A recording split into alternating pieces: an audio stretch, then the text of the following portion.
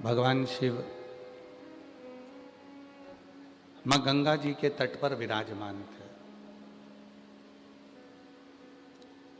जैसे अभी सतुआ बाबा जी ने कहा कि व्यासपीठ कैलाश मानसरोवर है, जिसमें से अविरल धारा बहती है और वो धारा बहकर आपके पास और हमारे पास पहुंचती है।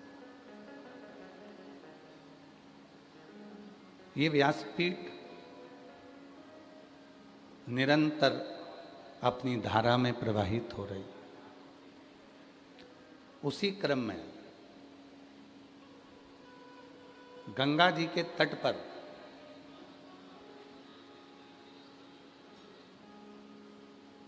मां गंगा की गोद में भगवान देवाधिदेव महादेव जी विराजमान। गंगा का जी का तट है। एक बार मां गंगा जी के भीतर एक बात उत्पन्न हो गई कि ये संपूर्ण जगत का कल्याण अगर कर रही हूं तो मैं कर रही।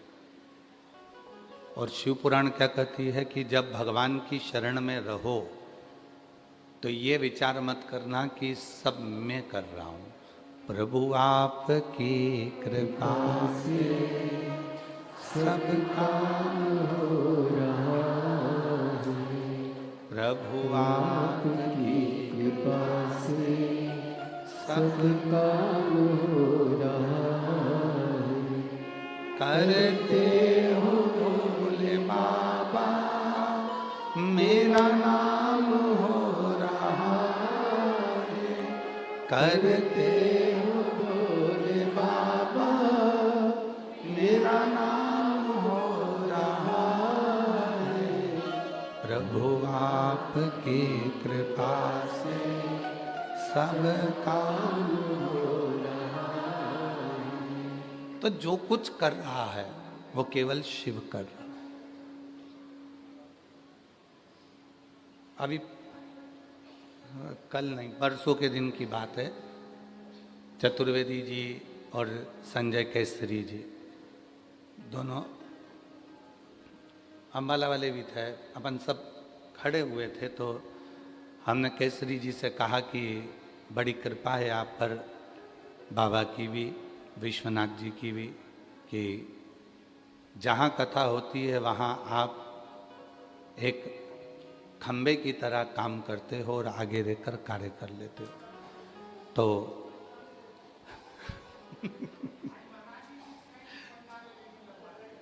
बाबा की कृपा है। तो संजय केसरी जी बोले, बाबा जी, गुरु जी, हम कुछ नहीं करते पर इतना विश्वास है कि विश्वनाथ सब करवा देता है। ये विश्वास इसको साथ।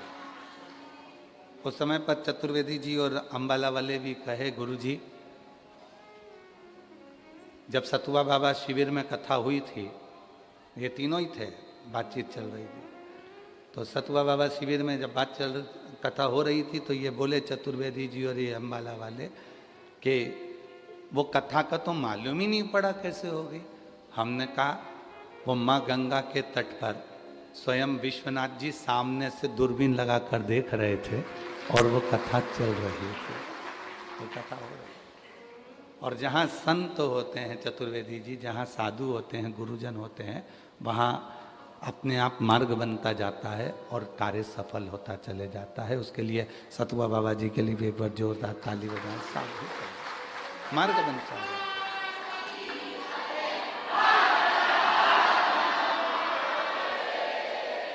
शिव तत्व है। तो गंगा जी के मन में यह भाव प्रकट हो गया कि मैं संसार के लोगों का उद्धार करती हूं, मैं संसार के लोगों का उद्धार कर रही हूं, मैं संसार के लोगों का कल्याण कर रही हूं। पर शिव जी ने देखा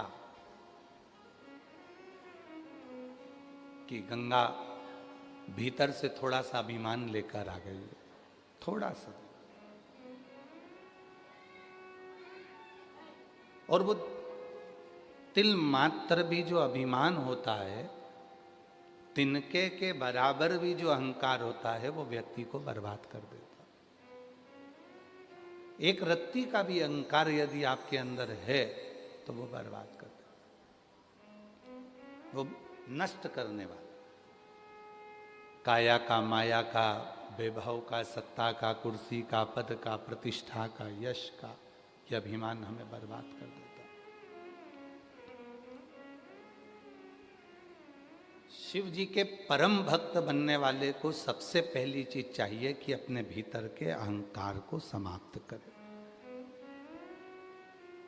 कामदेव ने क्या कह दिया था? किसकी समाधि तोड़ने की बात करते हो? शिव की। वो मेरा साड़ू भाई है, मेरा रिश्तेदार है। मैं रति का पति हूं तो वो सती का पति है। ससुर भी उसको नहीं गिनता। ये शब्द थे कामदेव जी के। कामदेव जी कह रहे हैं कि स्वयं दक्ष प्रजापति भी नहीं गिनता शिव जी को। देखो, एक बोलने का तरीका होता है कि दक्ष प्रजापति भी नहीं गिनते, तो उसमें एक समर्पण हो गया, सम्मान हो गया। पर जब शब्द आया कि दक्ष प्रजापति भी नहीं गिनता, तो वो शब्द अहंकार का है। ते और ता दोनों में अंतर है, दोनों में।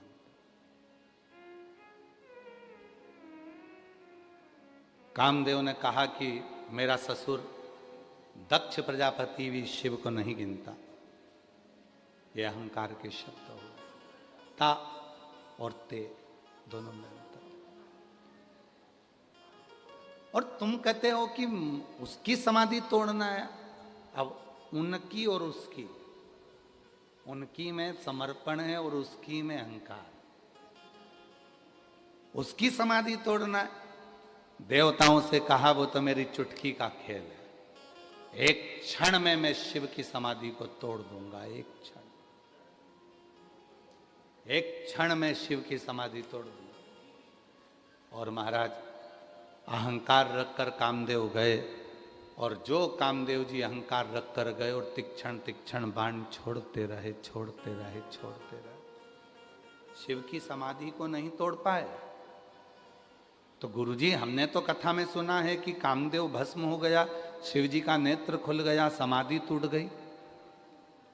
जिन्होंने शिव महापुराण की कथा को नहीं सुना, जिन्होंने शिव महापुराण की कथा को नहीं पढ़ा, जिन्होंने स्कंद पुराण के काशी खंड को, अवंतिका खंड को, रेवा खंड को नहीं पढ़ा, वो इस तरह की बात करते हैं कि शिव जी की समाधि को कामदेव ने तोड़ दिया।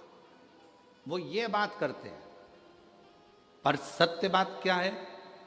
शिव जी नेत्र बंद कर कर बैठे हुए थे, समाधि में लीन थे, और उनकी धर्म पत्नी मां सती उनके हृदय में आकर बैठ गई और कहा, प्रभु, ए नाथ, ए प्रभु, मेरे पिता के अभिमान में मैं खुद जलकर भस्म हो गई। आज एक कृपा करिए, मेरी बहन का पति आपके सामने खड़ा है, रिश्तेदारी निभा दीजिए, थोड़ा सा सम्मान कर दीजिए। और शिव जी अपनी नेत्र को खोल लिए, और जो नेत्र खोले तो कामदेव को लगा कि मैंने समाधि तोड़ दी, पर भगवान शंकर ने रिश्तेदारी निभाकर कामदेव को समाप्त कर दिया। रिश्तेदारी महाराज, रिश्तेदारी बनाना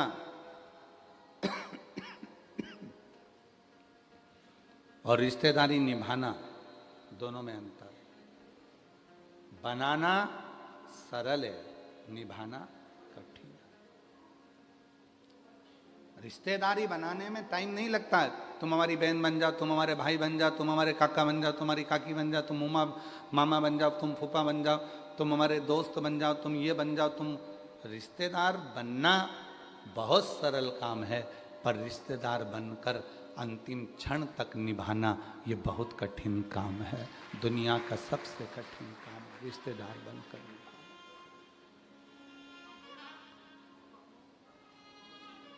और जितने रिश्तेदार संसार के बनते हैं ये सब छूटने वाले होते हैं। और जब एक रिश्तेदार मेरा विश्वनाथ तुम्हारा बन जाता है तो फिर वो छूटता नहीं है, वो अंतिम क्षण तक नहीं बनता। अंतिम क्षण वो रिश्तेदार है। और वो रिश्तेदार जब विश्वनाथ स्वयं बन गए, शिव स्वयं बन गए, तो फिर तुम्हें नहीं निभाना है, अब उसको निभाना, वो निभाए। और अंत समय प्रभु आना पड़ेगा, वचन दिया तो निभाना पड़ेगा। आए ना आए प्रभु कुटुंब कभी ना, अंत समय प्रभु आना पड़ेगा, वचन दिया तो निभाना पड़ेगा। अंत समय प्रभु आना पड़ेगा। वो रिश्ता, वो नाता, वो कुटुंब, वो कबीला, संसार का जो रिश्ता है वो छोटा है, परमात्मा का जो रिश्ता है वो बड़ा है। और वो रिश्ता अगर एक बार जुड़ गया तो तुम्हारी जिंदगी के जितने टेंशन हैं वो सारे टेंशन देवाधिदेव महादेव के हो जाएंगे और तुम आनंदित हो जाओगे। बाबा जी, केदारखंड में ये कथा चल रही है, आपने वर्णन किया था। यह कथा केदारखंड के अंदर हो रही है, काशी के केदार गौरी जी का मंदिर है। विश्वनाथ जी की इस परिधि में केदार गौरी का मंदिर एक ऐसा मंदिर है जिसके लिए स्कंद पुराण में काशी खंड में लिखा है कि जब केदार गौरी के मंदिर के अंदर हम 7 कदम चल लेते हैं तो 7 जन्म के अश्वमेध यज्ञ का फल एक ही क्षण में प्राप्त हो जाता है। एक क्षण में प्राप्त हो जाता। और जिस केदार खंड में कथा चल रही है, जिस केदार खंड में कथा चल रही है काशी के विश्वनाथ जी की कृपा से, केदार गौरी के उस केदार खंड में जो कथा चल रही है उसके लिए कहा गया कि व्यक्ति के जीवन के जो संचित पाप होते हैं, संचित पाप, कितना सुंदर वृत्तांत है। एक राहगीर काशी आया,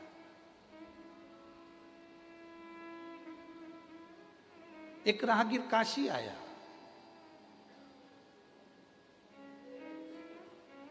पूरी काशी में भ्रमण किया।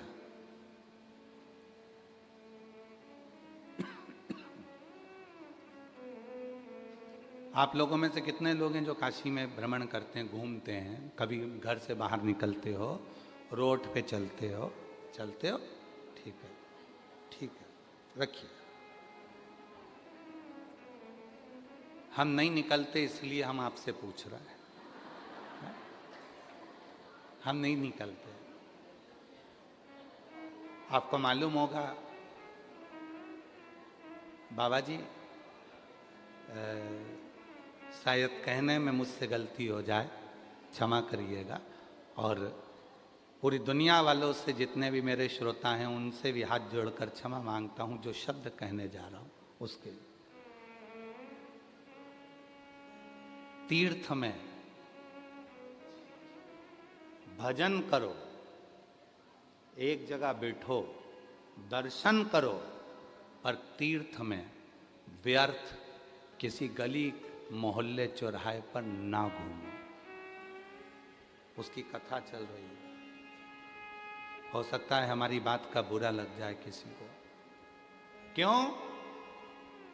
ये केदार खंड की कथा कर रही है, केदार गौरी के मंदिर का प्रमाण कर रहा है। एक राहगीर आ गया, बहुत भक्ति वाला था, बहुत भजन वाला था, पर काशी में आने के बाद जिन गलियों में जाता था उन गलियों में ही कुछ ना कुछ बुराई ढूंढ लेता था। इतना कीचड़ पड़ा है, क्या देखा जा रहा है? विश्वनाथ जी की भूमि है, गंदी हो रही है, कचरा पड़ा है, पानी पड़ा है, रास्ते में कीचड़ हो रहा है, ये विश्वनाथ जी की भूमि है। तुम किसको कहना हो, किसको बोल रहे हो? विश्वनाथ जी को, विश्वनाथ जी को। विश्वनाथ जी की भूमि है, इतना कचरा हो रहा है। विश्वनाथ जी की भूमि है, ऐसा हो रहा है। विश्वनाथ जी की भूमि है, ऐसा हो रहा है। लोग ब्रज जाते हैं, ब्रज की दर्शन करते हैं, गिरिराज जी की परिक्रमा करते हैं, राधा जी की बरसाने की परिक्रमा करते हैं, ब्रज की परिक्रमा करते हैं। और कई लोग कहते हैं कि हमने परिक्रमा में देखा इतनी गंदगी थी, वहाँ ऐसा पड़ा था, वहाँ वैसा पड़ा था। अरे भाई, एक बार स्कंद पुराण को, काशी खंड को उठाकर पढ़िएगा। राहगीर की कथा कहती है, वो राहगीर आया था तप करने के लिए, आया था भजन करने के लिए, आया था काशी मंत्र जाप करने के लिए, पर वो स्थिर ना रहकर यहाँ वहाँ भ्रमण करा। और भ्रमण करने में उसने सब चीज़ों में गलत देखा। अंत में उसके शरीर में एक रोग हो गया, एक रोग। वो शरीर के एक रोग से ग्रसित हो गया। और रोग भी ऐसा था कि वो रोग साधारण नहीं था, उसका शरीर पूरा गलने लगा, पूरा शरीर। आप तो विश्वनाथ की धरा पर रहते हो तो आपको ये कथा याद होगी। केदारखंड में जो रहते हैं उनको इसमें स्मरण होगा, याद होगा। शरीर में ऐसा रोग हो गया कि वो शरीर का पूरा शरीर धीरे धीरे गलने लगा, और गलने लगा तो वो नीचे की ओर गिरने लगा। बड़ा दुखी हुआ। एक दिन गुहार करने लगा विश्वनाथ जी से, गंगा का स्नान कर कर। मैंने तो सुना था गंगा तरण तारण है, मैंने तो सुना था कि गंगा मुक्ति दे देती है, मैंने तो सुना था कि विश्वनाथ सबके संकट हर लेते हैं, दुख हर लेते हैं, कष्ट हर लेते हैं, इसलिए मैंने ये सुना था। पर मैं तो आज शरीर से ग्रसित हो गया, मैं शरीर से आज बीमारी से ग्रसित हो गया। ये क्यों, किस लिए? तभी एक संत निकल कर जा रहे थे गंगा स्नान कर कर, जो अपनी कुटिया से कभी बाहर नहीं निकलते थे। संत, साधु, सन्यासी, तपस्वी, साधक, उपासक, एक अच्छा शिव का भक्त जिस जगह पर रहता है, अगर काशी में आया है तो उसको दर्शन करना है, दर्शन करके सीधे अपने कक्ष में जाना है, फिर भजन में लग जाना है, फिर किसी दर्शन करने जाना है, सीधे कक्ष में जाना है, भजन में लग जाना है। वो इधर उधर भ्रमण करने के लिए नहीं जाता, वो घूमने के लिए नहीं जाता। हम भी नहीं निकलते बाबा जी, चंदन भैया, निकलना नहीं होता हमारा। हम ब्रज भी जाते हैं, बरसाना की परिक्रमा करते हैं, गोवर्धन नाथ जी की परिक्रमा करते हैं, वृंदावन की परिक्रमा करते हैं, मथुरा की परिक्रमा करते हैं, गोकुल की परिक्रमा कर लेते हैं, नंदगांव की परिक्रमा कर लेते हैं हम, परंतु हम परिक्रमा करिए अपने कक्ष में, कक्ष से हम बाहर नहीं, ज्यादा घूमना। मैंने तो सुना था कि विश्वनाथ जी की भूमि पर आकर लोगों के दोष मिट जाते हैं, मेरे तो शरीर में रोग हो गए, शरीर में रोग। क्यों हुआ? गंगा का स्नान कर कर एक संत निकल कर आ रहे थे, हाथ में उनके एक छोटी सी बाल्टी थी, बाल्टी में गंगा का जल था, हाथ में एक टेढ़ी आड़ी सी छड़ी थी, बाल खुले थे महाराज, गले में एक रुद्राक्ष पड़ा हुआ था लाल धागे में, और तन पर एक लंगोट थी।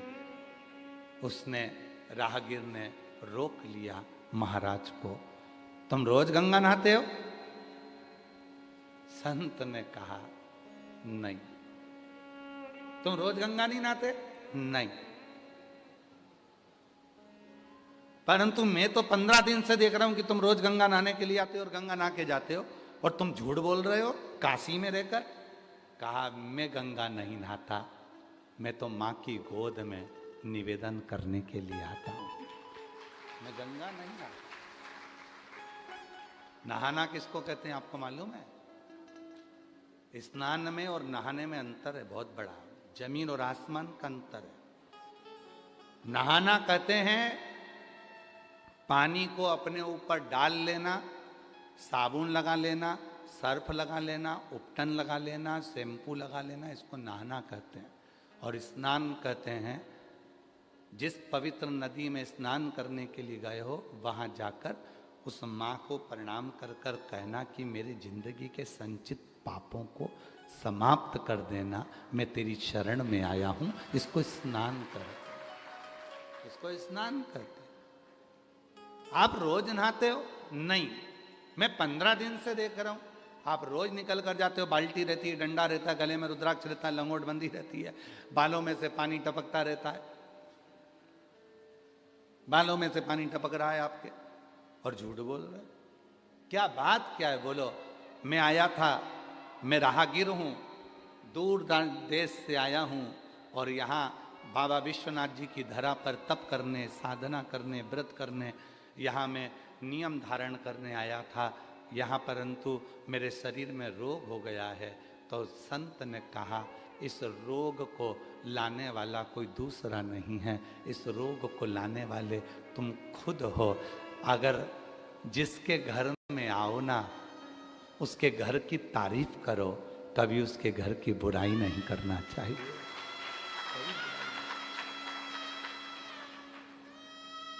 जो काशी में रहकर अगर काशी की बुराई करें, जो अवंतिकापुरी में रहकर अवंतिकापुरी की बुराई करें, जो सीहोर नगरी में रहकर बाबा कुबरेश्वर की भूमि पर रहकर ही सीहोर की बुराई करें, जो सोमनाथ में रहकर सोमनाथ की बुराई करें, जो ब्रज में रहकर ब्रज की बुराई करें, जो अयोध्या में रहकर अयोध्या की बुराई करें, समझ लेना उनके बराबर संसार में कोई नरक भोगने वाला नहीं होगा, उनके जैसा कोई पापी नहीं होगा। आप अच्छाई देखो ना, अच्छाई देखो।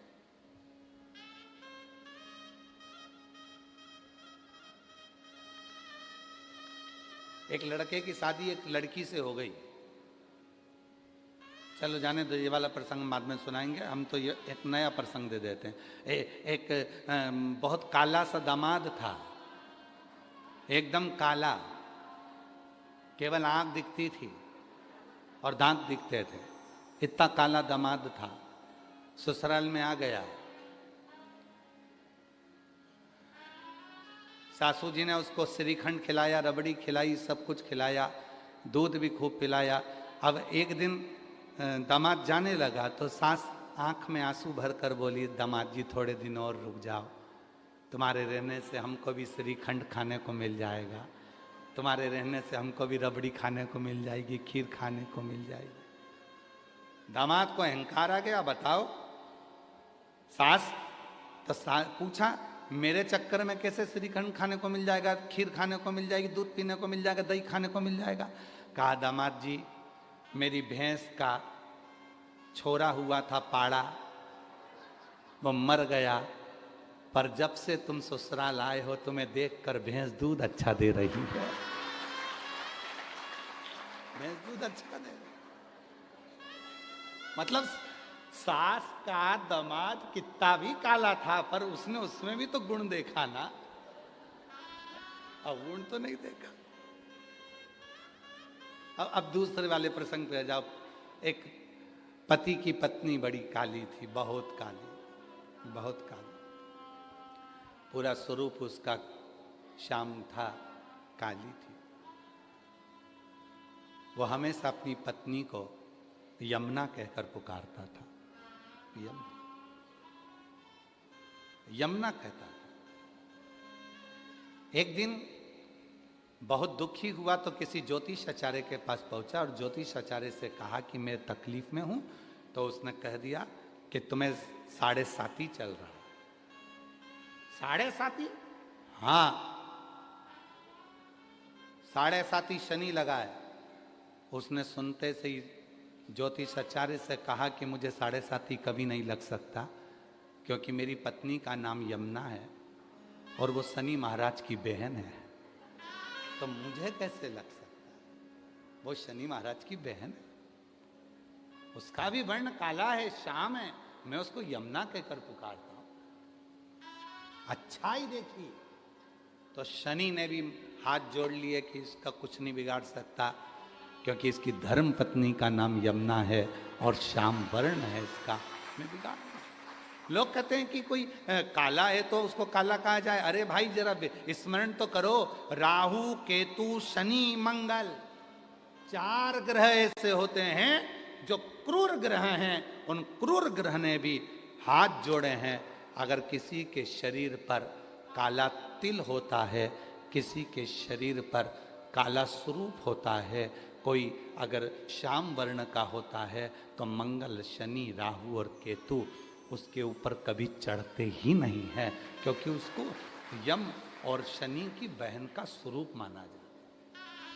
आज भी नियम है, स्त्री के उल्टे हाथ में अगर काला तिल है तो वो श्रेष्ठ माना जाता है। पुरुष के सीधे हाथ में काला तिल है, वो श्रेष्ठ माना जाता है, उसकी श्रेष्ठता होती है,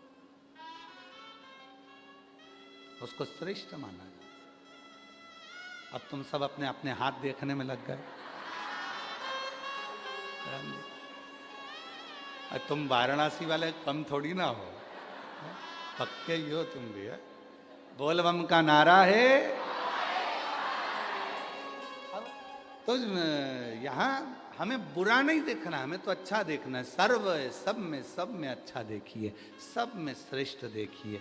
तो वो जो राहगीर था, उस राहगीर को संत जो निकल कर जा रहे थे, उन संत ने कहा, भाई ये अगर बीमारी लगी है, रोग लगा है, तो इसके हकदार तुम खुद हो, कोई दूसरा नहीं। इसके हकदार तुम खुद हो, कोई दूसरा नहीं। कोई दूसरा इसका हकदार नहीं है।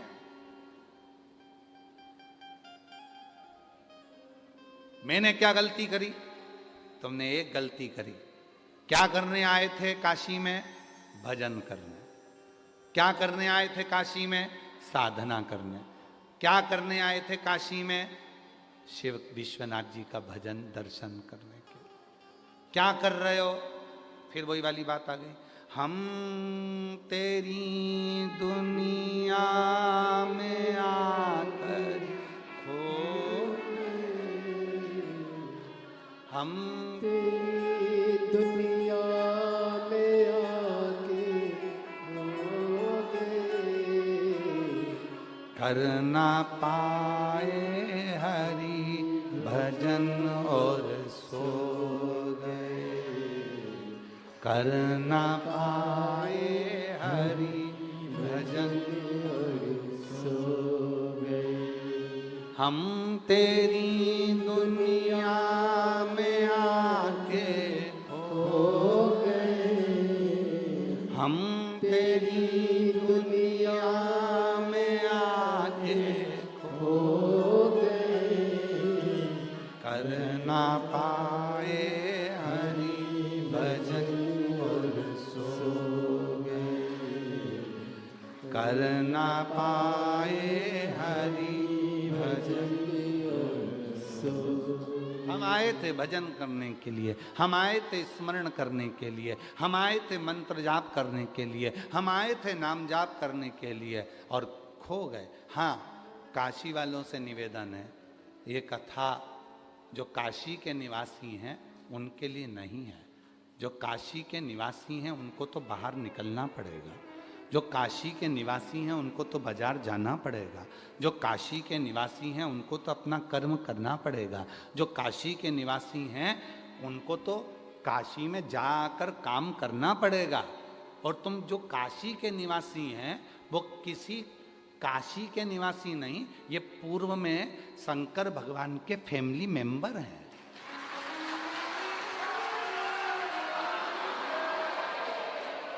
ये शिव के फैमिली मेंबर हैं, वरना तुम और काशी में रह लो, मुश्किल है, फालतू की बात। आप सब शिव जी के रिश्तेदार हो, पुराने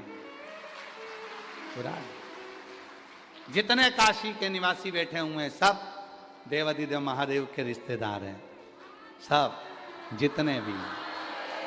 और उसमें कोई भेद नहीं है, कोई कहे कि हम ब्राह्मणम क्षत्रियम वैश्यम शूद्र, ना ना ना ना, सब जितने काशी के वासी हैं, काशी में रहने वाला, झाड़ू लगाने वाला, काशी में ड्यूटी करने वाला, काशी में पुलिस प्रशासन में रहकर सर्विस करने वाला, नौकरी करने वाला, जरा विचार करना, नौकरी तो तेरी उत्तर प्रदेश के किसी दूसरे जिले में लग जाती, काशी में लगी है, मतलब तू शंकर जी का, विश्वनाथ जी का पुराना रिश्तेदार है, इसलिए तुझे यहां बुलाया गया। एक नियम चलता है, आप लोगों को एक नियम चलता है, जब जो मंत्री बैठता है, जो राजा बैठता है, जो मुख्यमंत्री बैठता है, जो राजा बैठता है, वो अपने जिले में अपने खास आदमी को रखता है। तो यहां विश्वनाथ जी सब कुछ है, तो तुम सब खास हो, इसलिए तुम्हें यहां रखा, तुम सब खास। अच्छा, तुम्हें अकड़ तो बहुत रहती होगी कि हम विश्वनाथ वाले, हम विश्वनाथ वाले, और होना भी चाहिए जी। अगर अकड़ करो, थोड़ा सा अहंकार करो, तो करना अपने विश्वनाथ पर। क्या देखा तुमने, हमसे ज्यादा भिड़ना मिड़ना मती, और फालतू की बात हमसे करना मती। हम तो विश्वनाथ वाले हैं, मणिकर्णिका की इतनी सी भी राख उठा लेंगे और विश्वनाथ का नाम लेके ऐसे फेंक दूंगी ना, तो दिखेगी नहीं। हमसे मत भिड़ना तू, हम विश्वनाथ वाले, हम तो बाबा के भरोसे हम तो बाबा के भरोसे चलते हैं। ये दुनिया वाले चलते हैं। ये दुनिया वाले चलते हैं। हम तो बाबा के भरोसे चलते हैं। हम तो बाबा के भरोसे चलते हैं। बाबा ने हमको चलना सिखाया, बाबा ने हमको चलना सिखाया, सब भक्तों से मिलना सिखाया, सब भक्तों से मिलना सिखाया। हम तो सीना तान के चलते हैं, हम तो सीना तान के चलते हैं। काशी वाले के भरोसे चलते हैं। सीहोर वाले के भरोसे चलते हैं। उज्जैन वाले के भरोसे चलते हैं। हम तो बाबा के भरोसे चलते हैं। तो अकड़ करो, अहंकार रखो, पर विश्वनाथ का रखना कि हम उसके साथ हैं, वो हमारे साथ।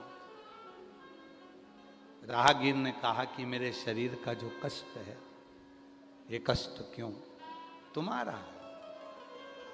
तुम आए थे बाहर से, यहां कितने दिन के लिए आए हो? कहा चतुर्मास करने के लिए, 4 महीने के लिए। और चतुर्मास करने आए हो तो भजन करो। अब यहाँ कौन तुम नाली, गटर, पानी, कचरा, धूल, मिट्टी देख रहे हो?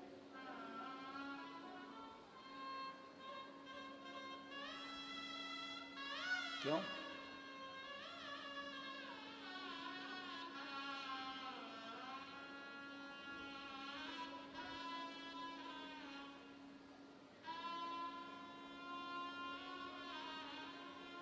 कई लोग मंदिर में दर्शन करने जाते हैं तो वहाँ पर भी देखते हैं कि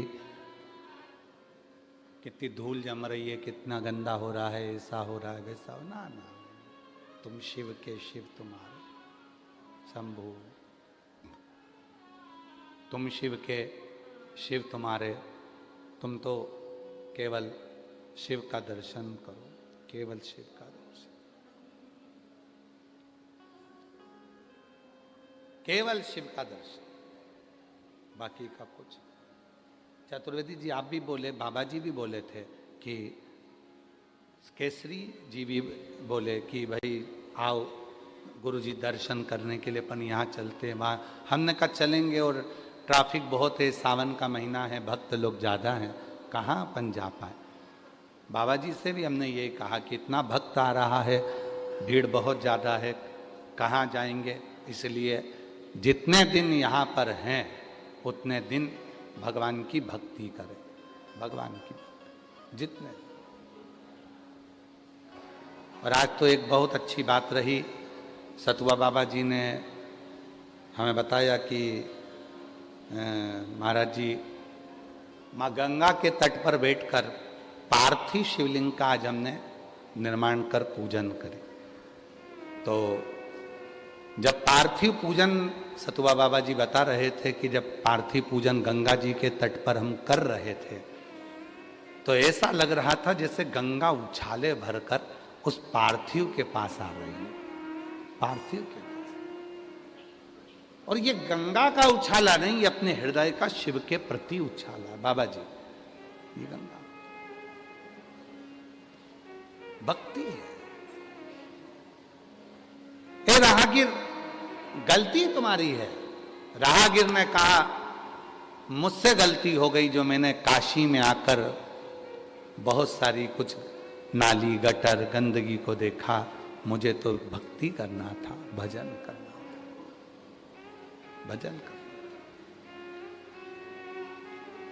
काशी में आओ तो अच्छी अच्छी मॉल को देखो, शॉपिंग मॉल, अच्छी साड़ियों की दुकान देखो, सोने की दुकान देखो, हीरे की दुकान देखो, चांदी सोना की दुकान देखो। चंदन जी, काशी में आओ तो चांदी सोना की दुकान देखो, शॉपिंग मॉल देखो, हीरे की दुकान देखो, बनारसी साड़ियों की दुकान देखो, चाय की दुकान देखो, कचौड़ा की दुकान देखो, सब देखो। पर काशी में आने के बाद ये विचार मत लाना कि ये अच्छा कि वो बुरा, ये गंदा वो गंदा, वो ऐसा वो वैसा। खूब अच्छा देखो, कितनी अच्छी साड़ियाँ हैं, बनारसी हैं, कितना अच्छा जेवर है, सोने चांदी का है, कितना अच्छा है। अच्छाई जितनी देख सकते हो उतनी देखो, जितनी देखो।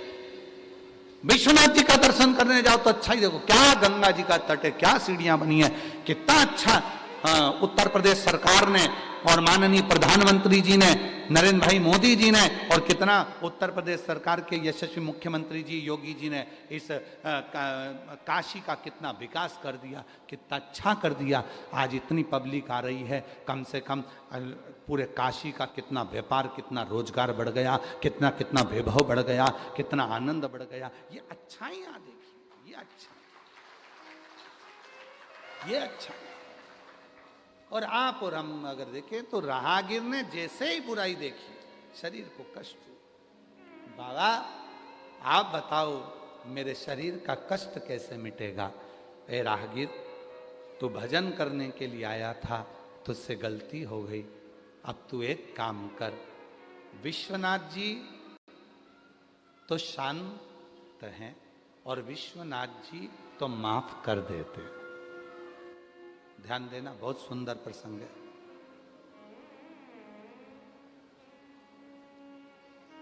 बहुत ध्यान देना जरा, बहुत सावधानी से, और बहुत अच्छी बात है।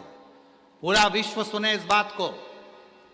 विश्वनाथ जी शांत हैं, माफ कर देते। विश्वनाथ जी तो आपके और हमारे जैसे हैं। शिव कहाँ रहते हैं? ब्रह्मा ब्रह्म लोक में, विष्णु जी वैकुंठ लोक में, शिव मृत्यु लोक में। तो जो मृत्यु लोक में रह रहा है वो हमारे जैसा ही है। शिव जी के 3 नेत्र हैं, तो अपने भी कितने नेत्र हैं? 3। अपने कितने नेत्र हैं? 3 है ना। हमारे भी 3 नेत्र हैं, आपके भी 3 नेत्र हैं, क्योंकि शिव जी के 3 नेत्र हैं। शंकर जी के अगर 3 नेत्र हैं तो 3 नेत्र हमारे भी हैं और तुम्हारे भी हैं। एक नेत्र ये जिससे अपन अपनी अच्छाई देखते हैं, मैंने जो करा बहुत अच्छा करा। दूसरा नेत्र ये जिससे हम अपने परिवार की अच्छाई देखते हैं, मेरे घर वालों ने जो करा बहुत अच्छा करा। तीसरा नेत्र हर व्यक्ति का यहाँ होता है, वो हर एक व्यक्ति की बुराई ढूंढता है, हर एक व्यक्ति में गलत काम ढूंढता है, वो तीसरा नेत्र है उसका। शिव जी के 3 नेत्र हैं तो आपके और हमारे 3 नेत्र हैं, क्योंकि शिव जी मृत्यु लोक के देवता हैं। शिव जी ने विष पिया तो हमने भी विष पिया, आपने भी विष पिया। दुख आता है, तकलीफ आती है, विष पीना पड़ता है। और विष पीते हो तब माता नील सरस्वती तुम्हारे कंठ में बैठती है, अर्थात उस दुख को सहन करने की शक्ति दुर्गा भवानी मां पार्वती ही देती है, दुख झेलने की। तो विष उनने भी पिया, विष अपन ने भी पिया। उनके गले में अगर विषधर है, उनके गले में सांप है, तो तुम्हारे भी गले में ये परिवार का जो बैया पड़ी हुई है, रिश्तों की जो बैया पड़ी हुई है, ये सर्प ही तो है, सर्प ही तो है सब। तो शिव कथा कर रही है। जो संत ने कहा काशी के घाट पर, मां गंगा के घाट पर, एक एक भारतवासियों को और विदेश में बैठे हुए एक एक सनातनियों की बुद्धि में वो बैठना चाहिए कि विश्वनाथ तो शांति से रहते हैं, विश्वनाथ तो शीतल हैं, विश्वनाथ तो करुणा सागर हैं, विश्वनाथ तो माफ करना जानते हैं, विश्वनाथ तो तुमको क्षमा कर देते हैं। कौन क्षमा करते हैं? जम के बोलो जरा, विश्वनाथ। विश्वनाथ क्षमा कर देते हैं। इंसान क्षमा करता है, इंसान क्षमा करता है, पर कर्म कभी क्षमा करते हैं क्या? जैसा कर्म करोगे वैसा तो तुमको भोगना पड़ेगा। विश्वनाथ क्षमा कर देते हैं। तूने काशी में आकर जो गलत विचार रखे, तूने काशी में आकर जो गलत सोचा, तूने काशी में आकर गलत दृष्टि रखी, तूने काशी में आकर गलत गलत विचार करे, तूने काशी में आकर गलत काम करा, तो विश्वनाथ तो क्षमा कर देंगे, वो तो सहज है। पर कर्म का भोग तो भोगना पड़ेगा। तो राहगीर ने कहा विश्वनाथ क्षमा कर देंगे, तो उन्होंने तो मुझे क्षमा कर दिया, पर मेरे कर्म को कौन क्षमा कर सकता है? कौन? मेरे कर्म को कौन क्षमा करेगा? उसका नाम बताओ, मैं वहां जाऊंगा। राहगीर से कहा अगर कर्म की क्षमा मांगना है तो विश्वनाथ जी की धरा केदार खंड में पहुंच जाओ। केदार खंड में केदार गौरी का मंदिर है, उस केदार गौरी के मंदिर में जैसे ही पांव रखोगे तुम्हारे कर्म का भोग तुम्हें नहीं भोगना पड़ेगा, छूट जाओ। केदार गौरी के मंदिर में जाओ। कर्म का भोग अगर नहीं भोगना है तो काशी में अगर आओ तो केदार गौरी के मंदिर में जाकर केवल पांव ही रखोगे, दर्शन ही करोगे, तो तुम्हें कर्म का दंड नहीं भोगना पड़ेगा। कर्म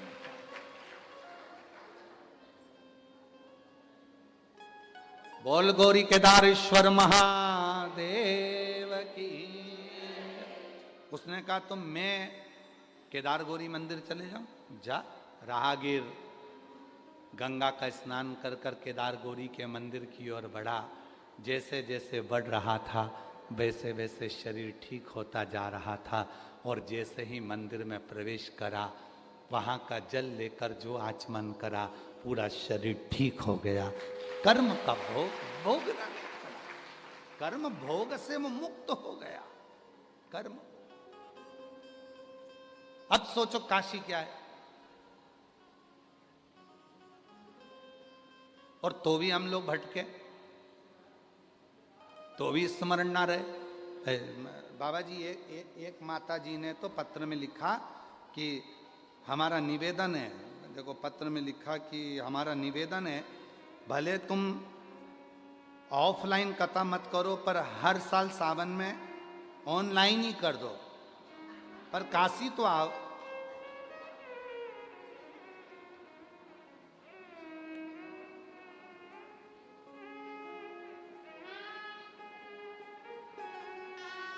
महाराज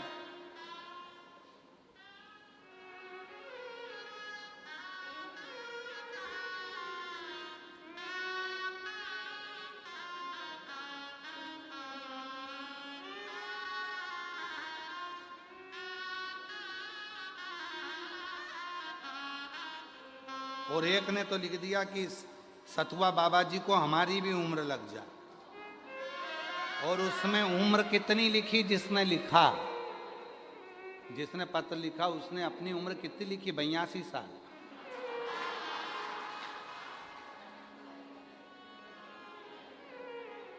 और वो लिख रही है कि सतुआ बाबा जी को हमारी उम्र लग जाए। अब तेरी बच्ची कितनी, देखो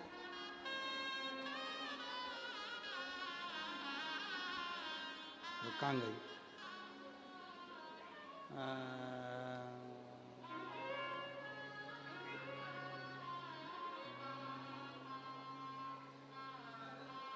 मीना जायसवाल, पति श्री दीनानाथ जायसवाल। ये पत्र हमारे घर के बुजुर्ग लिखे। ठीक है, कहीं बैठी है? हाँ यही है। आजा आजा आजा, सतुआ बाबा जी को उम्र दी तो आजा, आजा। इनके बुजुर्ग ने पत्र लिख कर भेजा और उम्र लिखी 82। तो हमने कहा बताओ, गजब है बाबा, सतुआ बाबा तुमको काशी बुलाते रहते हैं, इनको हमारी भी उम्र लग जाए। और खुद की उम्र 82। अब हम हिसाब जुड़वाए, अभी सो तो 82 से कितनी बची है, विचार करें। पर प्रेम है बाबा जी आपके प्रति, स्नेह कि ऐसी ही अविरल गंगा काशी में बहती रहे, ये सबके हृदय का भाव। बाबा पहली कथा सतुआ बाबा जी के यहाँ सुनी, फिर वापिस हमको तो बस सुगंध मिली थी कि कथा काशी में हो रही है। सूंघते सूंघते पहुंच गए यहाँ और बाबा की कृपा से कथा सुनने का मौका मिल गया। बाबा बहुत तकलीफ में थी, पर जब से कथा सुनना प्रारंभ करा तब से मेरे बाबा ने झोली भरना प्रारंभ कर दिया।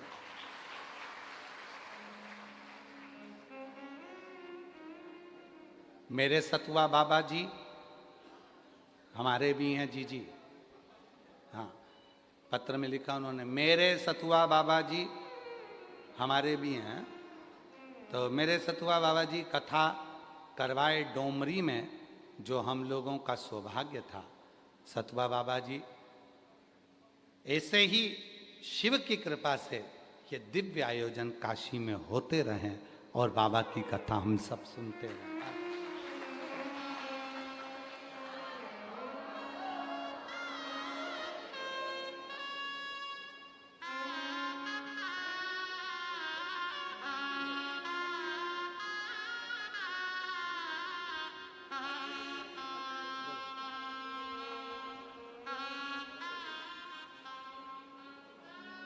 एक पत्र और है, बड़ा सुंदर आया है।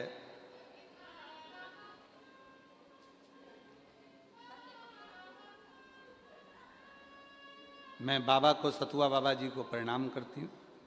मेरा नाम शिव कुमारी, ग्राम महिमापुर, पोस्ट जलालपुर, जिला जौनपुर से हूँ।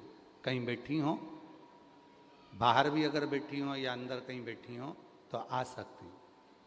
मेरा नाम शिव कुमारी, ग्राम महिमापुर, पोस्ट जलालपुर, जिला जौनपुर से हूँ। गुरुजी, मैं आर्थिक रूप से बहुत कमज़ोर थी, बहुत परेशानी थी। फिर एक दिन टीवी पर आपकी कथा सुनी, आप जैसा जैसा विधि विधान बताए मैं वैसे वैसे की। आज मेरे परिवार में सब कुशल मंगल है। मेरे छोटे बेटे की यूपीएससी में नौकरी लग गई और एक मेरी बेटी टीचर की तैयारी कर रही है। महादेव की कृपा से उसकी भी नौकरी लग गई। रात दिन कथा सुनती हूँ, बाबा से प्रार्थना करती हूँ और बाबा की ऐसी कृपा हुई गुरुदेव कि बहुत आर्थिक तंगी में जिंदगी जी रही थी, पर मेरे बेटे का यूपीएससी में होना और मेरी बेटी का टीचर में होना, ये मेरे बाबा की ही कृपा है, शिव की कृपा से प्राप्त हुआ। कहीं बेटी हो, शिव कुमारी जी ग्राम महिमापुर, पोस्ट जलालपुर, जिला जौनपुर से हैं, कहीं बैठी हो तो आ सकती हैं। एक पत्र और बड़ा सुंदर है। बनारस महान संत सतुआ बाबा व बाकी गुरुजनों के पैर छूकर पूरे परिवार की तरफ से चरण बंदन। साथ में माताजी पिताजी को मैं नमन करती हूँ। मैं सागर शर्मा, पुत्र श्री स्वर्गीय कैलाशनाथ शर्मा, माता श्री सुदामा देवी, निवासी बड़ा गांव विषयपुर, बनारस, उत्तर प्रदेश से हैं। आप ही आ जाइए। आभार व्यक्त करता हूं आदरणीय चतुर्वेदी जी की पूरी टीम का, संजय जी का, सतुआ बाबा जी का, जिन्होंने इस दिव्य कथा को ऑनलाइन करवाया। बाबा, ऑनलाइन अभिषेक करने का क्या फल होता है ये हम जानते हैं। मेरे बड़े बेटे की शादी 2016 में हुई थी। 2016 से लेकर 2025 तक उसको बच्चे नहीं हुए। पवन शर्मा, पति सोनी शर्मा मेरे बड़े बेटे का नाम और बहू का नाम। जब बच्चे नहीं हुए, डॉक्टरों ने मना कर दिया था कि इनको औलाद नहीं होगी। तब किसी ने कहा कि सियोर वाला बाबा अभिषेक कराता है ऑनलाइन।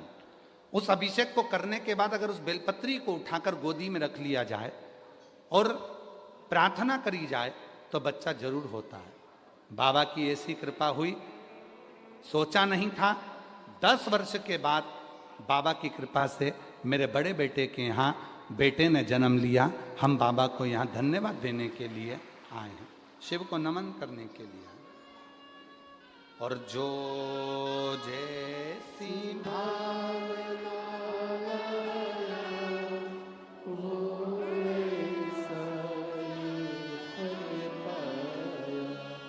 नहीं खाने से लौटाया वो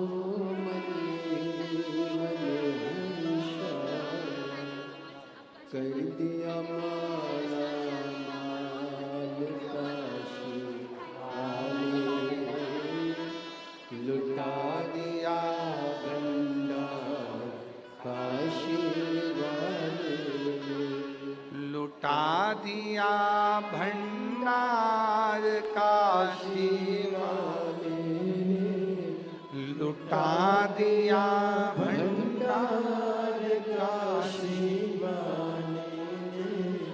कर दिया माला माल काशी वाले, लुटा दिया भंडार काशी वाले। इंसान माफ कर देता है पर कर्म माफ नहीं करते। कर्म माफ नहीं करते, श्रेष्ठ कर्म कर। विश्वनाथ माफ कर देते हैं, पर अपने कर्मों की माफी मांगना है तो गौरी केदार के मंदिर में जाइए, प्रणाम करिए, नमन करिए और सुख पाइए। मिलता है, उसका फल खाली नहीं जाता।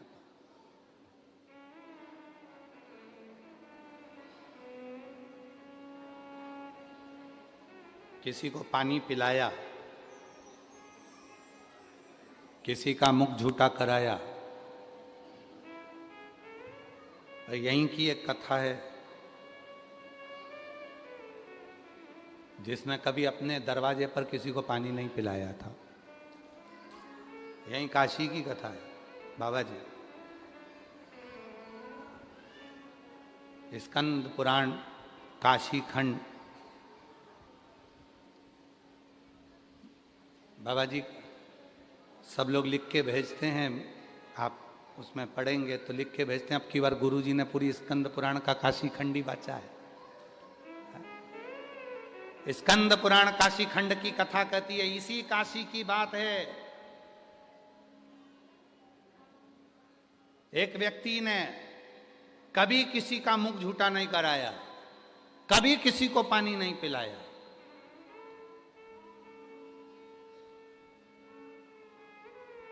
बहुत भगत आते काशी में, कभी उसने अपने दरवाजे पर, अपने ओटले पर भी किसी को बैठने नहीं दिया। अपने ओटले पर किसी को बैठने नहीं दिया, अपनी भूमि पर।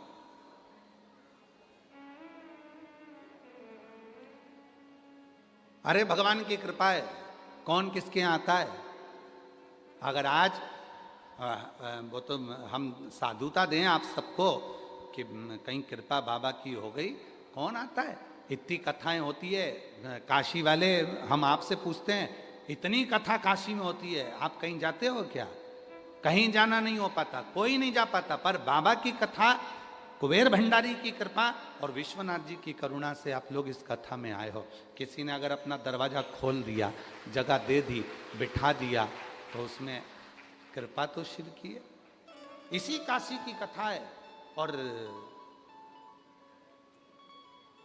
कपारदेश्वर महादेव की कथा है। कौन कौन गया है काशी में कपारदेश्वर महादेव।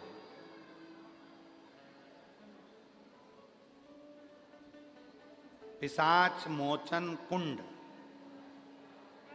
कौन कौन गया है। अच्छा, तुम पिशाच मोचन कुंड से पहचान गए ना, ऐसे कपारदेश्वर महादेव से नहीं पहचाने क्या है? यही है क्या है, बाजू में ही है।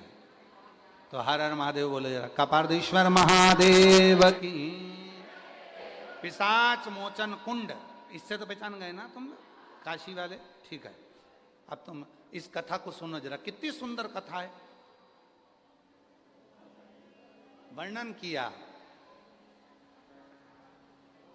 एक शंकुकर्ण नाम का एक ब्राह्मण था, रोज स्नान करता, रोज स्नान कर कर बाबा कपरदेश्वर का पूजन करता, जल चढ़ाता, स्मरण करता, रोज प्रतिदिन।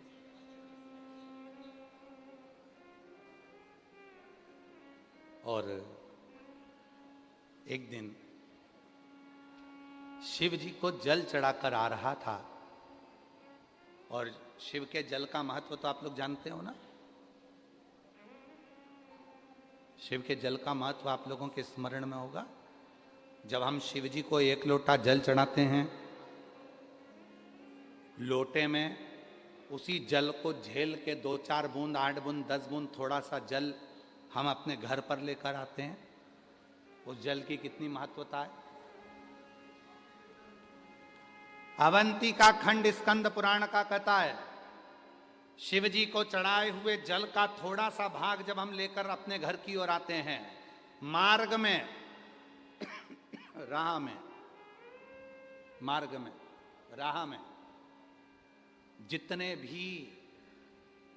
भी अगर किसी स्त्री के गर्भ में बच्चे मर गए हों, कोई का एक्सीडेंट हो गया हो, कोई अधोगति में मर गया हो, कोई किसी भी रूप में समाप्त हो गया हो, जब हम शिव जी के चढ़े हुए जल को लेकर अपने घर तक निकलते हैं, उस मार्ग में जितने जितने जीव अगर अधोगति में मरे होते हैं, उस जल के कलश का मात्र दर्शन करके उन्हें मुक्ति मिल जाती है। उन्हें मुक्ति मिल, इसलिए सारी समस्या का हल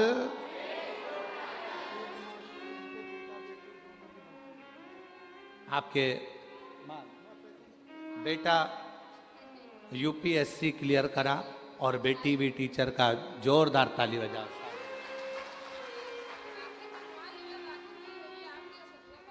हाँ, हम सतुआ बाबा की राखी सतुआ बाबा को दे देंगे, हमारी राखी हम बनवा लेंगे।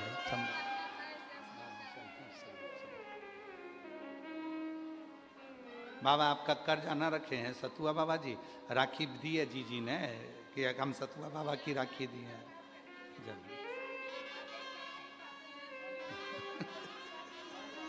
जरूर जरूर जरूर जरूर। चतुर्वेदी जी तुमने अच्छी ऑनलाइन कराई, सब ऑनलाइन की तैयारी में बैठ गया।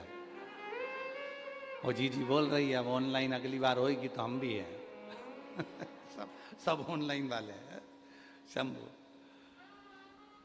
और हम तो यहाँ से कहें इस व्यासपीठ से, विश्वनाथ जी की धरा से, कुबेरेश्वर बाबा की इस पोथी को नमन कर कर कहते हैं, जितने भी शिव भक्त इस पवित्र कथा को चाहे ऑनलाइन सुन रहे हो, चाहे इस पंडाल में बैठकर, इस ग्राउंड में बैठकर, अंदर बैठकर, बाहर बैठकर, जहां भी सुन रहे हो, विश्वास के साथ कहते हैं 3 महीने में मेरा बाबा तुम्हारी झोली भरेगा और बाबा कृपा जरूर करेगा। शिव कृपा।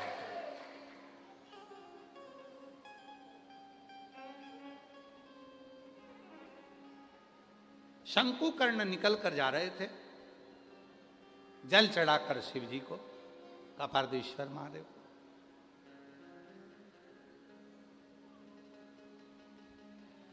बीच मार्ग में उसको एक प्रेत मिला, इसलिए कुंड का नाम है पिशाच मोचन कुंड। बीच में एक प्रेत मिला, शंकुकर्ण ने उस पर ध्यान नहीं दिया, स्मरण नहीं आया। और मत बुरे कर्म कर बंदे वरना पछताएगा, भगवान की आंखों से तू बच नहीं पाएगा, तू बच नहीं पाएगा। अरे ओ अज्ञानी मत करना नादानी, अरे ओ अज्ञानी मत करना नादानी। तेरे कर्म का फल भी तू ही पाएगा, जैसा किया तूने तेरे आगे आएगा।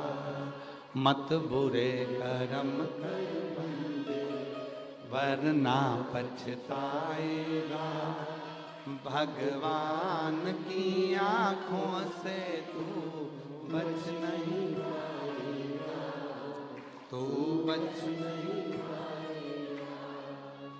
बड़ा मुश्किल है। वो प्रेत दिखा पर शंकुकर्ण का ध्यान नहीं गया, उस ब्राह्मण का ध्यान उस प्रेत पर नहीं गया, प्रेत को देखा ही नहीं। अभी आपको कथा में कहा था, काशी में रहना है तो अच्छा देखना है। अब इन भूतों को कौन देखे, कौन देखे प्रेतों को?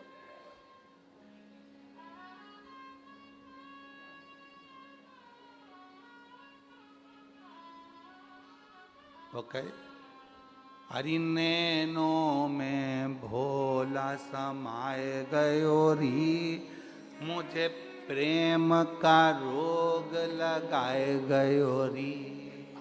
अब ये नैनों में शिव समा गया तो प्रेम का रोग लगा गया। प्रेम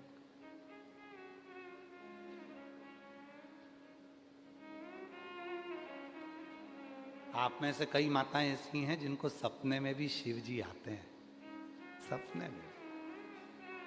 कभी कभी लगता है कि सियोर वाला बाबा कथा सुना रहा है, मैं सुन रही हूं, कई कई सपने में चिल्ला देती है, सपने में चिल्ला रही, इतने में पति उठ के बैठ जाता है, जग ए बिमला उठ उठ, क्या हुआ? कहीं नहीं, कथा सुन रही थी। अरे तेरी कथा के चक्कर में गरुण पुराण बच जाए, तू चुप। इतनी तक चिल्लाती है, मैंने क्या करा? चिल्ला दी जम के, हर हर महादेव। पत्नी बोली अच्छा हुआ हर हर महादेव चिल्लाई, नहीं तो कल सियोर वाले बाबा जी ने डमरू बजाना बताया था। और जरूरी नहीं है कि अपने गाल का बजे, कोई जरूरी है कि अपने गाल का बजे। चलो बजाओ डमरू एक बार जरा, सब प्रेम से बजाते, ठीक है?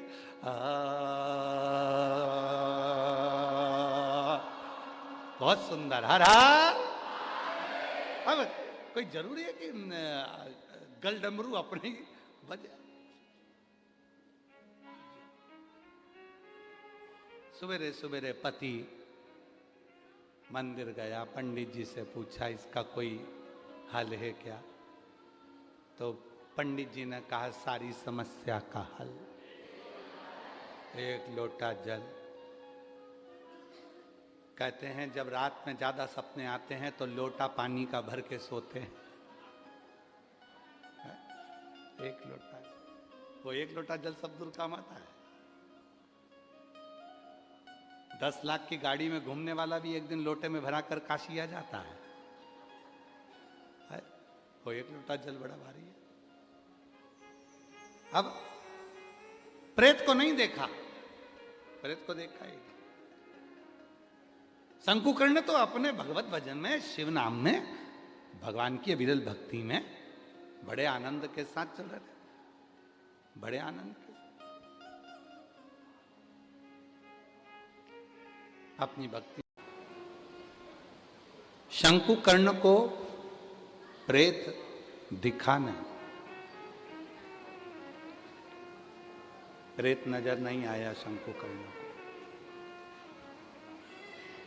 प्रेत नजर नहीं आया शंकुकर्ण को।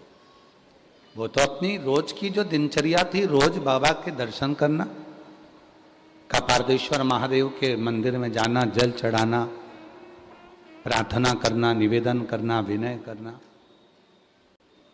प्रेत को नहीं देख पाए, प्रेत को देखा ही।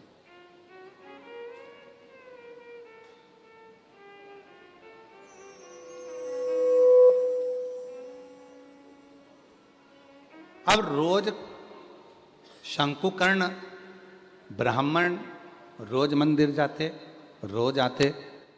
प्रेत शंकुकर्ण ब्राह्मण को देख रहे थे, पर वो शंकुकर्ण ब्राह्मण प्रेत को नहीं देख पा, उन्होंने नहीं देखा। इसी को शिव भक्ति कहते हैं, इसी को शिव की उपासना कहते हैं, इसी को देव अधिदेव महादेव की अविरल भक्ति कहते हैं कि आप शिव का दर्शन करो, आप शिव को भजो। और कौन आपको देख रहा है, कौन आपको फॉलो कर रहा है, कौन आपको देख रहा है, कौन आपके पथ पर चल रहा है, ना चल रहा है, वो उनकी मर्जी। आप तो केवल शिव की भक्ति करो। और जो जैसी का वो वैसा ही नहीं खाई उसे लौटाया, वो मन ही मन और कर दिया माला माल काशी वाले, कर माला माल काशी लुटा दिया भंडार काशी वाले, कर दिया माला माल काशी वाले। शंकुकर्ण ब्राह्मण प्रेत को नहीं देख रहा है, पर प्रेत रोज शंकुकर्ण को देख रहा। अब देखिएगा जरा कितना सुंदर भाव कहा गया। शिव महापुराण की विद्येश्वर संहिता कहती है, जब कोई शिव का भक्त शिव पुराण की कथा को सुनकर जिस मार्ग से निकल कर जाता है, शिव का भक्त शिव को जल चढ़ाकर चढ़े हुए जल को अपने पात्र में लेकर जिस मार्ग से निकल कर जाता है, विद्येश्वर संहिता कहती है भस्म का तिलक लगाकर, त्रिपुंड लगाकर, गले में रुद्राक्ष पहनकर शिव भक्त जिस मार्ग से निकल कर जाता है, उस मार्ग में चाहे कोई प्रेत की योनि में हो, चाहे कोई पितर की योनि में हो, चाहे कोई आहूत की योनि में हो, चाहे कोई वासुक की योनि में हो, चाहे वो किसी भी योनि में पड़ा हो, मात्र उसके निकल के जाने से ही उसका उद्धार निश्चित हो जाता है, उसका उद्धार हो जाता है निश्चित। वो जिस योनि में पड़ा हुआ है,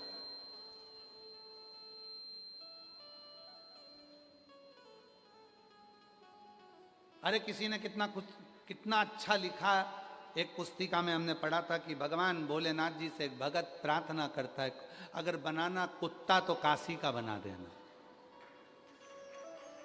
अगर कुत्ता भी बनाना तो काशी का बना देना। तो लिखा नीचे कि कुत्ता भी अगर काशी का बनूंगा, कोई निकल कर जाएगा, उसके पेड़ की मिट्टी को चाट लूंगा, कोई निकल कर जाएगा, अपना खाया हुआ थोड़ा सा प्रसाद पटक जाएगा, उसको चाट लूंगा, तो हो सकता है कि फिर मैं सारी योनियों से छूट जाऊं और श्रेष्ठ योनि को। अगर स्वान बनाए तो काशी का बना देना। और यदि वो एक लाइन माताएं बहुत पहले भजन में गाया करती थी कि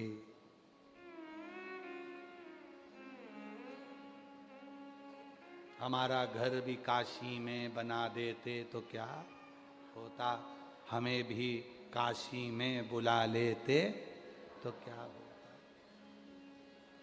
पहले माताएं बहुत गाया करती थी। विश्वनाथ हमारा घर भी काशी में बना देते तो क्या होता। विश्वनाथ हमारा घर भी काशी में बना देते तो क्या होता। हमें भी काशी नगरी में बुला लेते तो क्या होता। हमें भी काशी नगरी में बुला लेते तो क्या होता। सुना है आपने शंभू माँ गंगा को तारा है, सुना है आपने शंभू माँ गंगा को तारा है। हमें भी गंगा की डुबकी लगा देते तो क्या होता। हमें भी गंगा की डुबकी लगा देते तो क्या होता। विश्वनाथ हमारा घर भी काशी में बना देते तो क्या होता। बाबा यदि हमारा घर भी काशी में बन जाता तो क्या, ये कृपा नहीं तो क्या है। तो विदेश्वर संहिता शिव महापुराण की कथी है, कोई कथा सुनकर जा रहा है तो भी उद्धार है, कोई शिव जी पे चढ़े हुए जल को लेकर आ रहा है तो भी उद्धार है, तो भी उद्धार।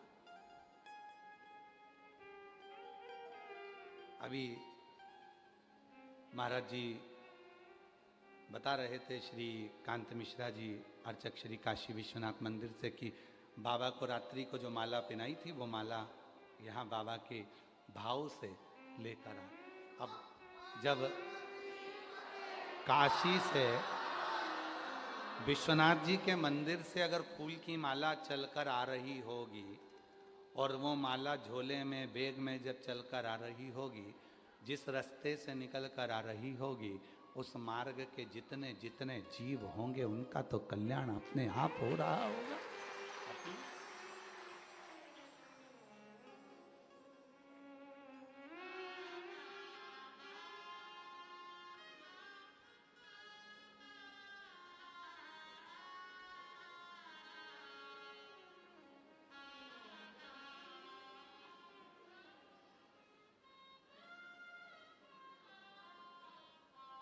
महाराज कृपा क्या, शंकु कर्ण ने प्रेत को नहीं देखा, पर प्रेत रोज शंकु कर्ण को देख रहा, रोज प्रतिदिन। और शंकु कर्ण तो अपने वही कपारदेश्वर महादेव का स्मरण कर रहे हैं, जल चढ़ा रहे हैं, पूजन कर रहे हैं, अर्चना कर रहे हैं, सेवा कर रहे हैं, उनके कोई मतलब ही नहीं। शिव का जो भक्त होता है वो अपनी सेवा में लगा रहता है, उसको कोई मतलब नहीं कौन देख रहा है, कौन मुझे फॉलो कर रहा है, कौन मुझे देख रहा है, कौन नहीं देख रहा है उसे कोई मतलब नहीं, उसको तो अपनी मस्ती में रहना। अब एक दिन प्रेत ने बीच रास्ते में जाके खड़ा हो गया, जहां से शंकुकर्ण जा रहा है, बीच रास्ते में खड़ा। और बीच रास्ते में जो शंकुकर्ण जा रहे थे उसी मार्ग में वो प्रेत आकर खड़ा हो गया, हाथ जोड़ लिए।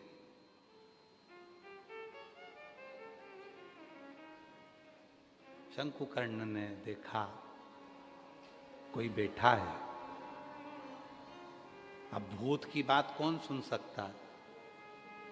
आप लोगों में से कोई है जो प्रेत बोलता हो और तुम सुनते हो? भूत बोलता हो और तुम सुनते हो?